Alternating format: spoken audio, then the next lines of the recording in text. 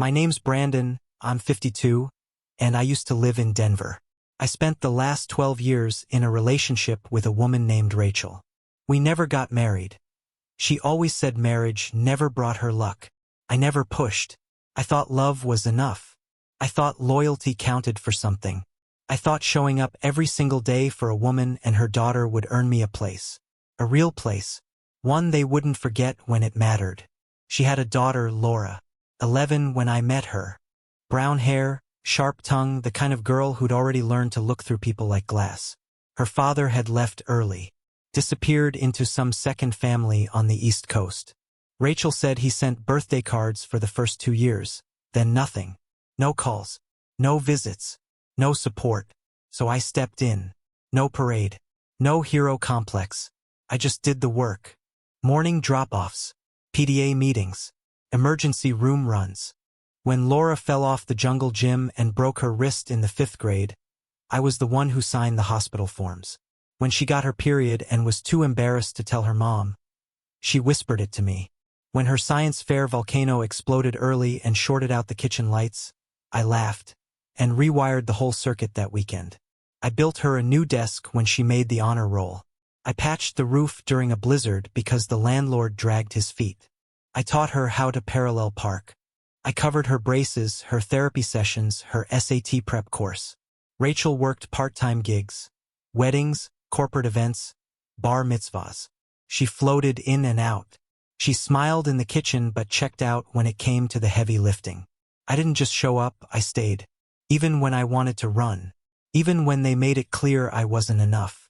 We lived in a pale blue 2-story rental in a neighborhood full of golden retrievers and manicured lawns. The kind of place where everyone waved but never really looked. Lease was in my name. So was every utility. When Laura got into college in Seattle, I didn't hesitate. I booked her flight, paid the housing deposit, bought her a MacBook and a noise-canceling headset. I even slipped an emergency visa gift card into her backpack. Just in case, I wrote on the note. She never mentioned it. Rachel told me I was spoiling her, that I shouldn't expect anything back.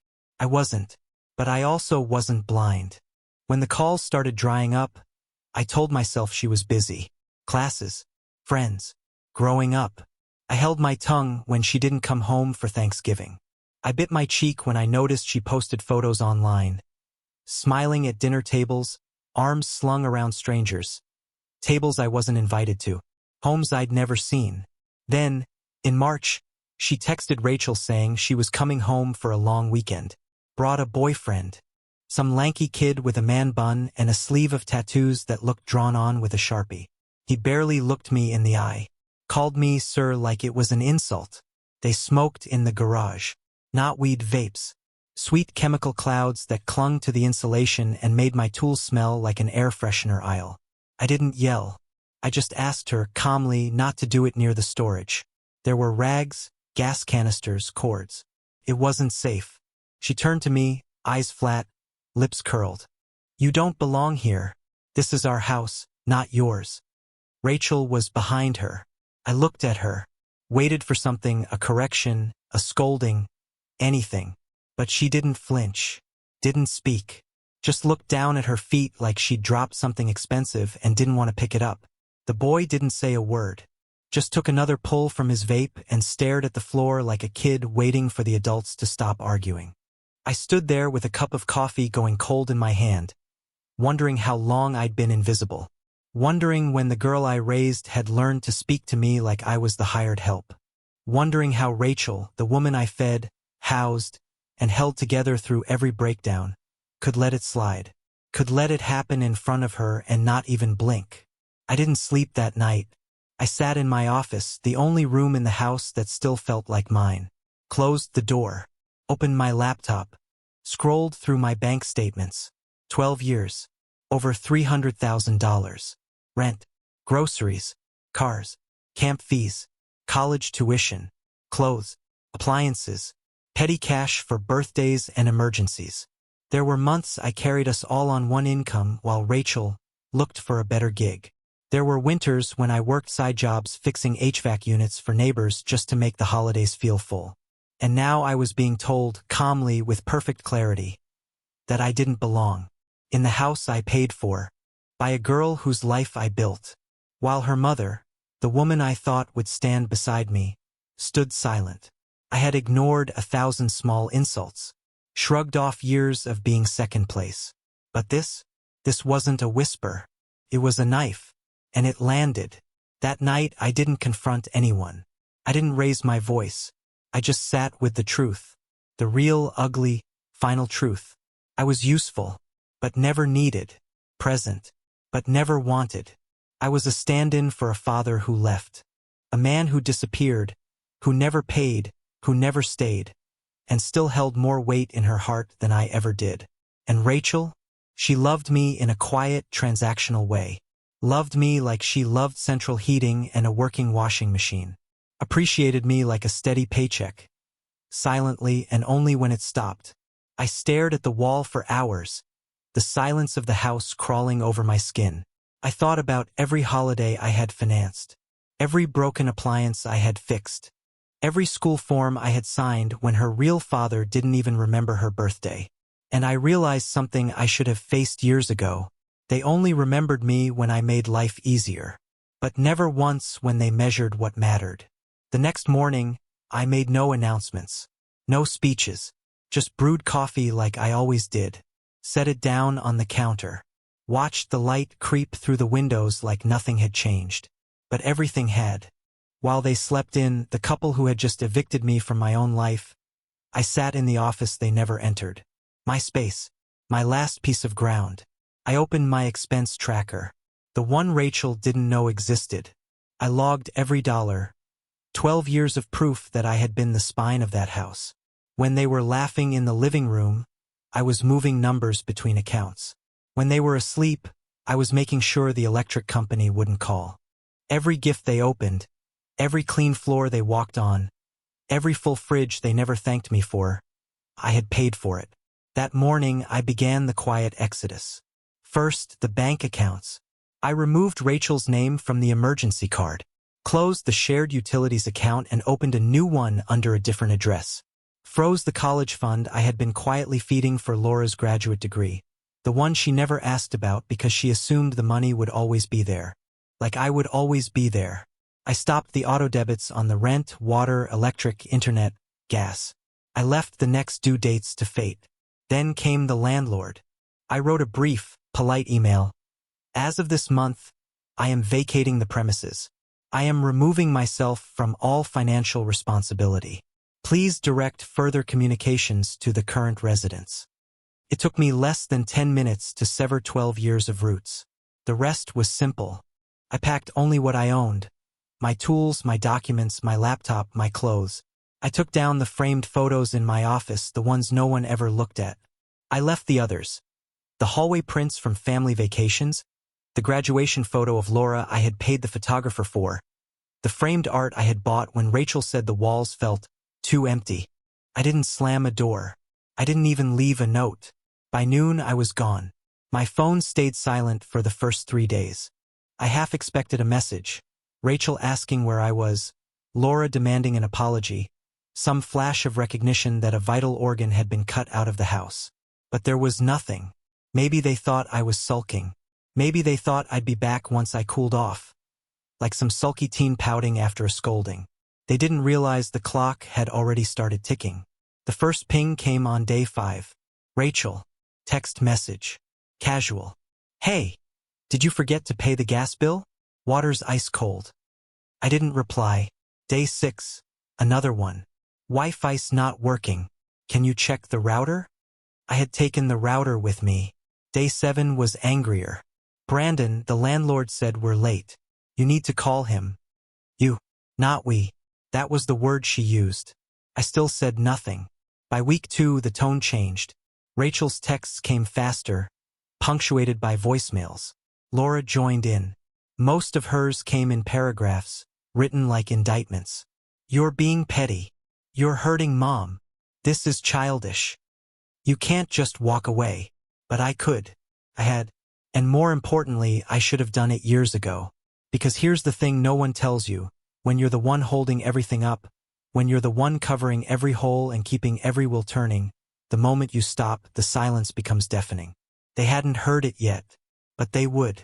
By week 3, a formal envelope hit the mailbox. An eviction notice not addressed to me. I had legally removed myself from the lease before I walked. The responsibility now sat squarely on Rachel's shoulders. They had 30 days to vacate or come up with funds I knew they didn't have. Rachel worked weddings and conferences. Cash gigs. No benefits. No backup. Laura was still in school. Her boyfriend had a part-time job at a record shop and a podcast that made no money. I had left them the one thing they valued least: responsibility. A few mutual friends reached out. Some were polite. "Hey, heard you moved. Everything okay?" Others more direct. "Rachel says you bailed on them. What happened?" I didn't explain, because if I needed to explain, they'd never understand. But word got around anyway. People started remembering things: who was always footing the bill, who was always missing from parties because he was working overtime, who carried the mortgage on his back while Rachel was between contracts. The silence shifted. People stopped calling me selfish. Some even started asking if I was okay. I didn't answer most of them. I didn't want sympathy. I wanted space. I had moved into a small one-bedroom downtown. Quiet building. Clean. No shared walls. No family photos. No tension in the air. Just a stack of books, a working stove, and my own name on the lease. For the first time in 12 years, I felt like I was living somewhere I was allowed to exist. A week later, Laura sent a message that tried to sound calm but cracked between the lines. "Not sure what point you're trying to prove, but this isn't who you are. You raised me. You don't get to just vanish." It was the first time she'd acknowledged me directly since the garage. But it wasn't enough. That sentence, "You don't belong here," was still echoing. Not just in my ears, but in every bill, every sacrifice, every late night spent worrying about a future that was never meant to include me. I didn't reply to her either. Then came Rachel. She showed up. No warning. Knocked on the door of my apartment like she still had a key. She didn't.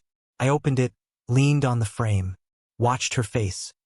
Puffy from crying, makeup barely holding on, voice trembling. She didn't start with anger. She started with a whisper. I didn't know it ran this deep. I didn't flinch. I didn't soften. "You knew," I said. "You just stayed quiet." She blinked hard, tried to speak, tried to conjure the version of herself that had once convinced me I was part of the family. But it didn't come, because it had never been real. Not in the ways that mattered. She left without pushing back. Just turned around and walked down the hallway like a stranger leaving a hotel room. And I closed the door behind her. A week later, a letter arrived. Handwritten. No return address, but the handwriting was unmistakable. "Laura." I opened it. Read the first few lines. "You ruined my birthday. You ruined my school year. You ruined everything." I didn't finish it. I folded the paper in half, walked it to the trash, and dropped it in without a sound. Because for the first time in 12 years, I had finally learned that silence wasn't just survival, it was power. The silence I had swallowed all those years, every eye roll, every backhanded comment, every quiet dismissal, had finally become something sharp enough to cut back with. And they were bleeding, not from cruelty, from reality. Laura's letter sat in my trash can like a question that had already answered itself. She wanted someone to blame, someone to crucify so she wouldn't have to confront her own reflection. In that house, she had screamed at a man who paid her tuition, packed her lunches, stayed up all night when she had the flu. Then she had walked away from him, no apology, no regret, no hesitation, and only came back when the water ran cold and the Wi-Fi vanished. Rachel didn't call after that visit. Maybe she couldn't find the words. Maybe she was waiting for mine. But I had nothing left to say. I had said everything in silence. In stopped payments and a vacant lease. In packing my boxes and locking my door behind me. It had been 5 weeks since I left the house. By week 6, the landlord reached out again. Not to complain. Just to inform me, politely, almost sheepishly, that Rachel and Laura had missed their second consecutive payment. They were facing eviction. Final notice delivered. Lock scheduled to be changed. I always knew you were the one paying the bills, he said on the phone, voice almost embarrassed. Just thought I should let you know. Shame they didn't. I didn't say much, just thanked him for the courtesy. He paused before hanging up, like he wanted to say more, like he was finally realizing the man he barely acknowledged for a decade was the only reason that family had stayed afloat. That night, I poured a drink and sat on the balcony of my apartment, looking out over the city lights. The air was cool. Honest. I didn't feel triumphant. I felt calm. I felt still. I felt like I had finally stopped running the treadmill of gratitude I would never receive. And that's when Rachel messaged again. Can we talk? Please. I didn't answer. Not at first. I waited a full day. Let her sweat in the silence. Then I replied with a single line. If you're ready to speak truth, I'll listen. We met at a coffee shop near Union Station. Neutral ground. She showed up in jeans and an oversized sweater. No makeup, hair pulled back. She looked older than I remembered. Or maybe I was finally seeing her clearly. She didn't order anything. Just sat across from me, eyes red. I didn't know what to say, she began. That night, when she said what she said, I just froze. You froze, I echoed. While your daughter told the man who raised her that he didn't belong. She nodded, swallowed hard. I should have stopped her. I should have told her. But you didn't, I cut in. You let it happen. You stood there and let her erase me. Her voice cracked. I was scared. Of what? She didn't answer. We sat in silence. Around us, people chatted over lattes and biscotti, blind to the implosion happening between two coffee cups. Rachel tried again. I didn't think you'd really leave. You thought I'd just take it, I said. Like always. She didn't argue. That told me everything. She talked for another 10 minutes about Laura's stress, about the boyfriend's influence, about her own fear of confrontation. It all sounded like a carefully rehearsed apology. Not for what happened, but for the consequences. Like someone who didn't regret the match, just the fire it caused. I can't fix what she said, Rachel admitted. But I can try to make it right now. I looked her dead in the eye. I don't need it made right. I needed to be respected. And it's too late for that. She flinched like I had slapped her. I didn't mean for any of this to happen, she whispered. But she had. Maybe not deliberately, but through every shrug, every silence, every time she let Laura sneer or dismiss or mock me.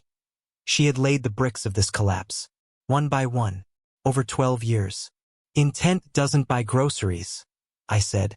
It doesn't pay rent, and it doesn't raise children. She left the coffee shop with tears in her eyes. I didn't follow. I didn't ask if she was okay, because for once I was. 2 days later, I got another letter, this time from Laura. Another handwritten attempt. The envelope was heavier, thicker. It smelled like her perfume, the kind I'd bought her for her birthday 3 years ago. I didn't open it. I took it to the same trash bin as the first, dropped it in, didn't hesitate. She had made herself clear, in front of her boyfriend, in front of her mother, with her voice raised and her finger pointed. This is our house, not yours. That sentence had been the scalpel that separated me from the family I thought I'd built. No apology written in rose ink was going to sew that wound shut. I heard from a mutual friend that Laura's boyfriend had bailed, packed his bags and left the week the eviction notice came. Too much drama, he said. Not worth it. Rachel and Laura ended up in a one-bedroom apartment across town. Rachel picked up more shifts. Laura deferred a semester. She blamed me, of course. Said I abandoned them. Said I destroyed everything. But I didn't light the fire. I just walked away from the smoke. The weight of 12 years didn't leave me all at once. It bled out slowly. In empty evenings. In quiet meals. In mornings where I didn't have to tiptoe around eggshells or check if someone else's life was running smoothly. But with every silent day, I felt lighter. I'd stopped being the invisible wallet. The unthanked handyman. The man who was there but never really seen. And in his place I found someone else. Someone who didn't beg for scraps of respect. Someone who remembered that love without gratitude is servitude. They told me I didn't belong. So I left. And only after I left did they finally notice the floor had collapsed beneath them. A month passed. Then another. The text slowed, then stopped. Rachel went quiet. Laura disappeared from every feed. No photos. No posts. Just silence, the kind that follows detonation. I didn't check in. I didn't ask how they were coping. That wasn't mine to carry anymore. Then one morning my phone rang. Unknown number. I let it go to voicemail. Later I listened. It was the landlord. The same man I'd emailed before I left. Hey Brandon. Just wanted to say, I get it now. Took me a while. But I get it. That was all. No lecture. No request. Just a man who had watched a house collapse and realized who was holding it up all along. I sat in my apartment that night, staring out the window at the lights of the city. The hum of traffic. The rhythm of people moving past me without judgment. Without expectation. Nobody here cared who I had been. Nobody saw me as a step anything. I was just a man again. And for the first time in years, that felt like enough. My space was small, one bedroom, bare walls, clean counters. No screaming from upstairs, no slamming doors. Just silence. Not the kind that used to eat at me. This silence was different. Honest. Mine. There were no calendars pinned with someone else's deadlines. No bills with names that weren't mine. No reminders to transfer funds for classes or groceries or late-night cravings. I made dinner for one. Ate it hot. Washed my own dish. Sat on the balcony with a beer. And for the first time in 12 years, I didn't feel like a ghost standing beside a family photo he wasn't in. I was done proving my worth to people who measured it only in dollars and deeds. Rachel used to say I was the steady one. That I was reliable. What she meant was, I was predictable. I wouldn't leave no matter what. I wouldn't make waves. I'd take every hit with a smile and ask if they needed anything else. Laura called me Brandon when she was angry. Dad when she wanted money. I should have noticed the pattern sooner. But when you're desperate to be part of something, to matter, you let yourself get renamed by other people's needs. Not anymore. A few weeks after the last call, Rachel tried one more time. Email this time. Polite. Measured. She said she wasn't asking for help. Just closure. She wrote that Laura had dropped out for now. That she was trying to get a job. That she'd applied to retail stores, cafes, even tried to pick up freelance social media work. She's not handling it well, Rachel said. She still doesn't understand why you cut her off. But I wasn't responsible for teaching her anymore. That was the job of the man she said I wasn't. The man whose last name she still used when she wanted to feel powerful. I never replied to the email. I didn't forward it.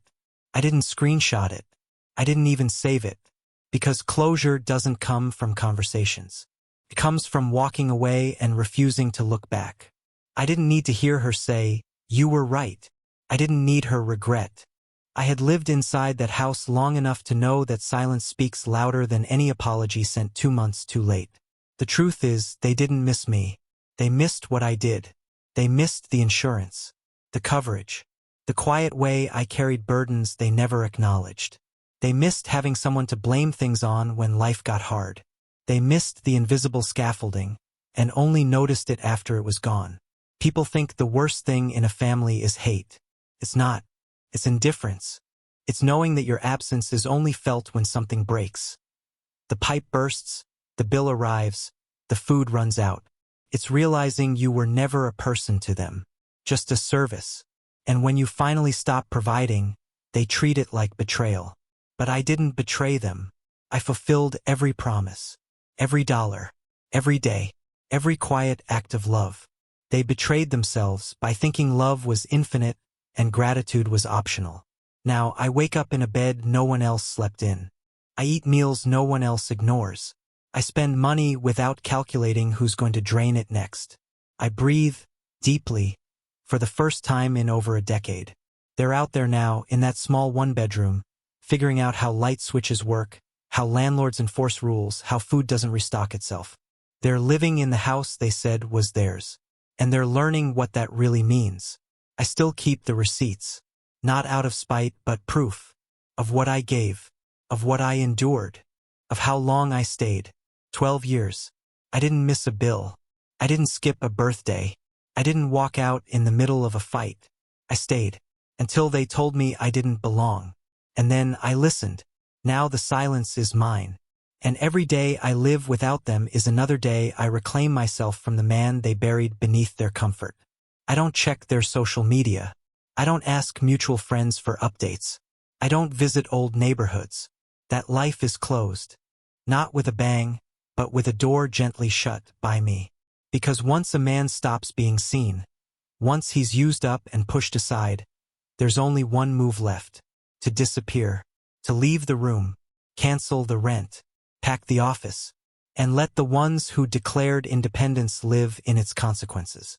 So tell me, when they said I didn't belong, when they told me this wasn't my home, when they used my wallet and ignored my name, was I wrong to leave? Or was that the only answer left?